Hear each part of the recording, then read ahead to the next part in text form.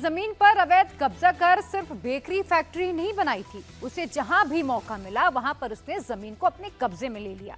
उसने बदरसा में जमीन पर कब्जा करके एक मार्केट बना दिया। उस मार्केट में पंजाब नेशनल बैंक का ब्रांच भी है। उसने अपना बेकरी शॉप इसी मार्केट में बना रखा है, जिसका नाम A1 बेकरी है। जिस जमीन पर मार्केट बना है वो जमीन भी सरकारी है, वो भी अवैध ही कब्जा करके बनाया गया है और इसीलिए उस पर भी बुलडोजर एक्शन होना है, जो आगे होगा, क्योंकि अभी उसमें PNB बैंक का ब्रांच है जिसे खाली करने का आदेश दिया गया है और जैसे ही वहां से बैंक किसी और जगह शिफ्ट हो जाएगी, बैंक का स्पेस खाली हो जाएगा, उसके बाद वहां भी बुलडोजर एक्शन लिया जाएगा। अयोध्या में बाबा का बुलडोजर गरज रहा है।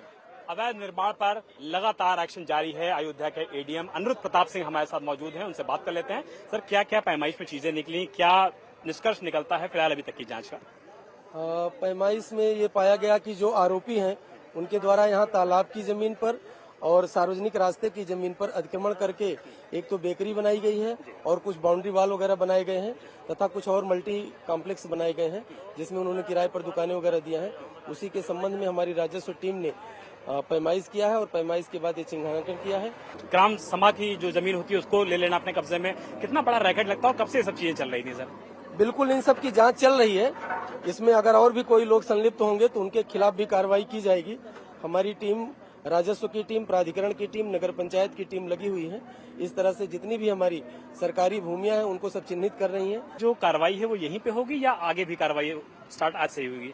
बिल्कुल, क्या कहते हैं, अभी तो फिलहाल यहीं पर ये जो तालाब की भूमि पर अतिक्रमण किया गया है या जो सार्वजनिक रास्ते पर है वहां हम कार्रवाई करेंगे। एक और मल्टी कॉम्प्लेक्स बिल्डिंग है जिसमें अभी बैंक संचालित है, तो बैंक को जब बैंक के द्वारा खाली कर दिया जाएगा परिसर को, उसके बाद वहां पर भी हम विधिक कार्रवाई के तहत उसको भी खाली कराएंगे।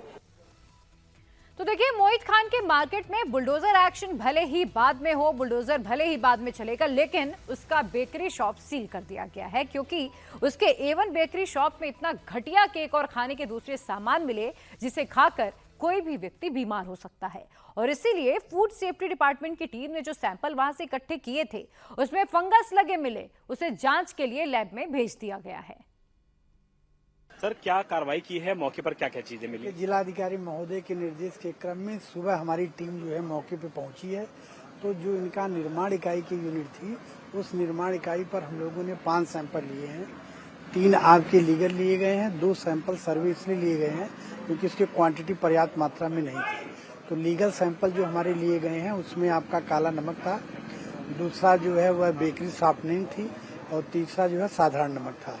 जो 2 सर्वे नमूने लिए गए हैं उसमें एक पेस्ट्री था और दूसरा एक जो है गरी का बुरादा का सैंपल लिया गया है।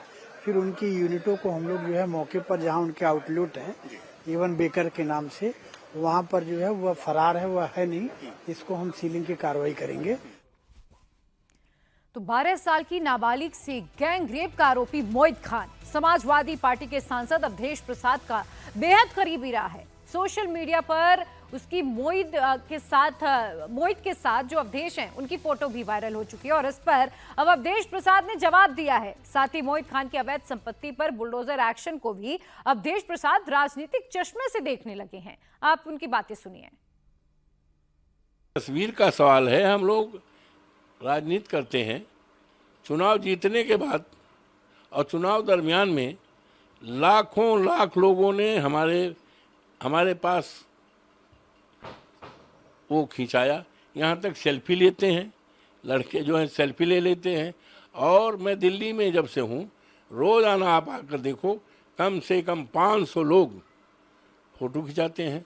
तो फोटो का ये सवाल है तो भारतीय जनता पार्टी को इस तरह की राजनीति करना नहीं चाहिए और भारतीय जनता पार्टी को पीड़िता के साथ न्याय करना चाहिए।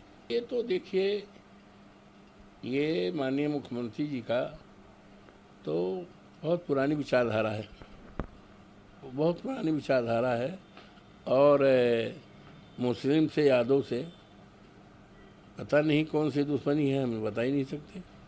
तो पुराना है।